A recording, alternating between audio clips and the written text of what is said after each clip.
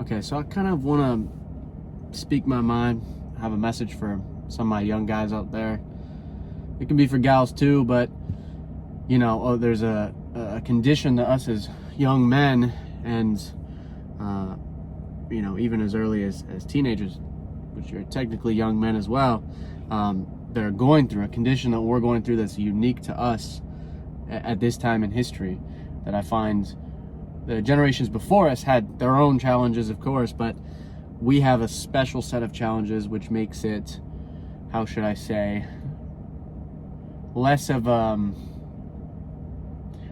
desire to hang around. It seems like everything is kind of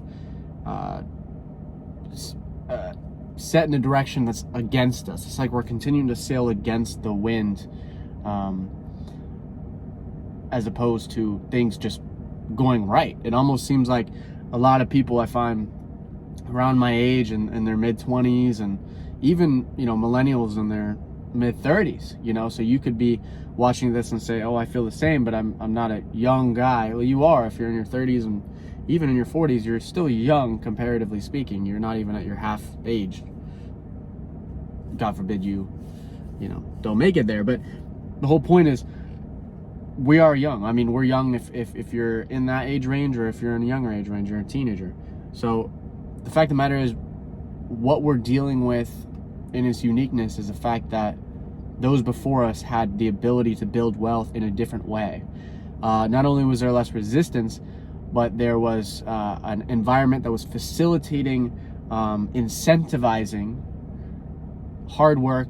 You get this. You do hard work, you are rewarded. Now it's like you do hard work and some guy wants to take it out from under you. Some guy wants to sue you to death. I mean, it's like, I don't have literal examples as to what you might be going through, but it's like you're trying to do the right thing, the right way, the moral way. If you're watching this video, you're not trying to go and do the shady way and scam people and lie to people and manipulate people. The likelihood of that being you is very, very slim. So for those of us who want to do it the moral way, we're finding so much resistance in finding success. And of course, we're not supposed to find success overnight. Those who find success overnight lose it quickly, and they're not able to mature enough as a person to handle the resources, the status, the things that could otherwise better us as a society. They're not able to do because they didn't go through the tough lessons. So on one hand, we're learning the tough lessons, and sometimes, I don't know about you, but for me, it's like it feels prolonged. It feels like we're going through continual trials and tribulations, right? If that's the right word, and continual tests. And it's like, why are we continuing to go through this? Oh, it's because our generation has a much different role in this universe, in this world, spiritually. Now, the hardest lessons are going to be reserved for those who spiritually are called to a greater role, right? Those who just woke up, took a crap, ate their breakfast, went to work for 10 hours, 12 hours, and obsessed over their work, and came home, ate their dinner with their wife and their kids, and lived that life that was so spiritually dead.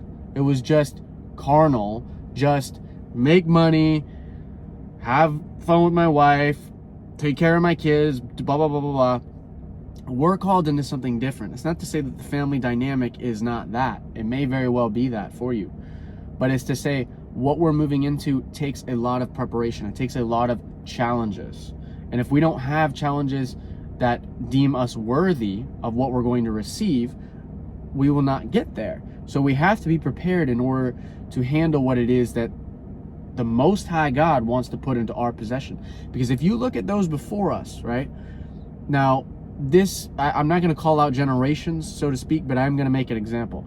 If you look at the baby boomer generation, right?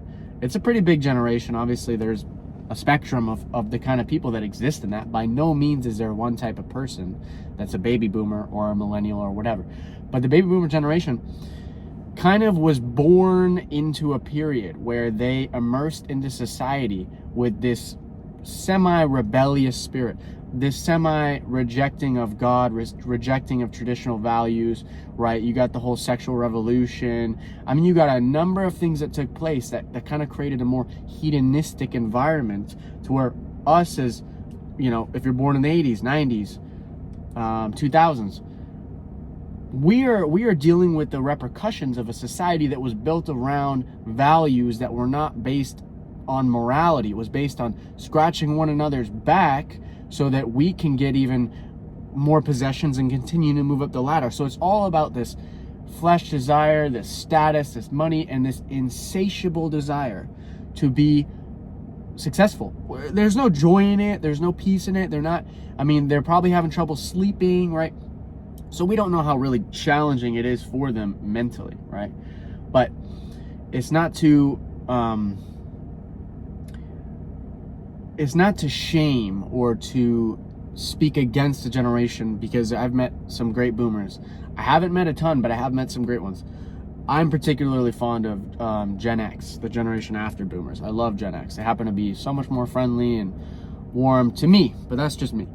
Boomers went through a lot of different challenges, and obviously they're a little rougher around the edges, right? Which is cool. But we're looking at, again, a world that we've inherited more or less that is not in our favor, is working against us. And I don't mean that in a basic sense of, oh, it's all rigged, we have no chance. That's not what I'm saying. I'm saying we are literally walking on an incline when they walked on a flat. Now, again, it's not placing us in a position that's saying we're disadvantaged. We are, but we're not disadvantaged in the sense of what it can do for us spiritually. What it is doing for us on the inside is strengthening us like no other generation is going to be strengthened. Probably similarly would be that of the silent generation who had to literally get thrown into war. Some of them 16, some of them 18, early 20s. They had to get thrown into war.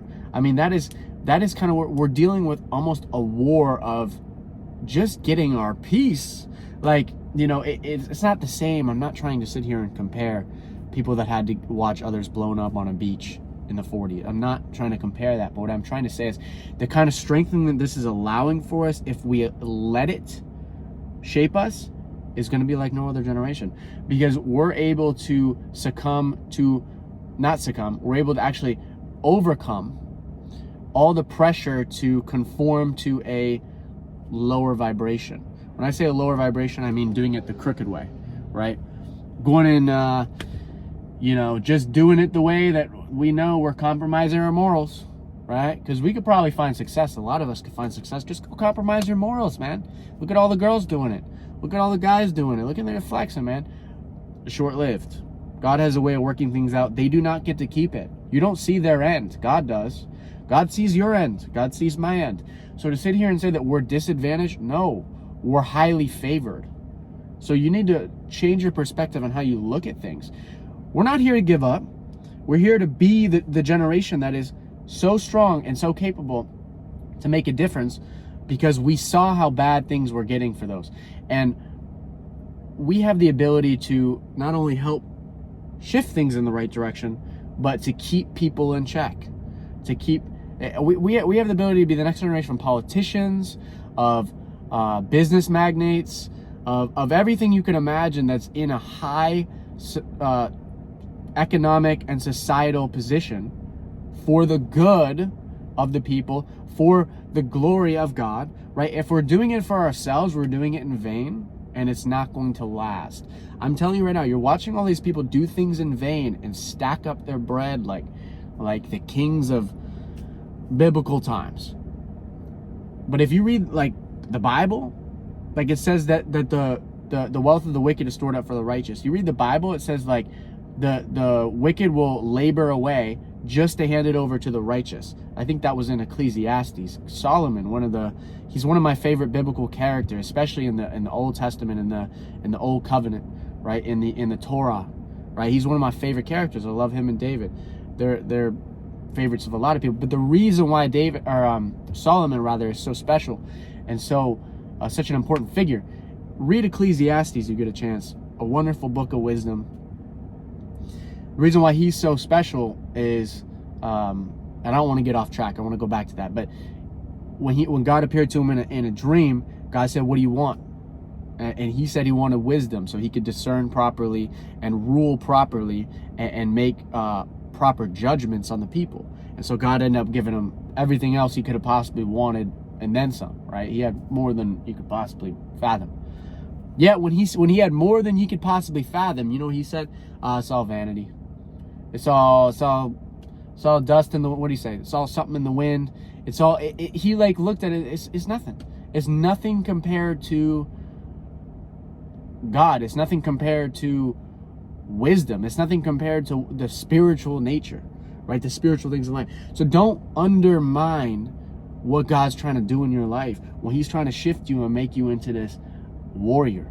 Like a warrior in the sense of like conquering, like actually conquering territory, land, not by force, but by being led by the Spirit, by maintaining and not compromising your morals.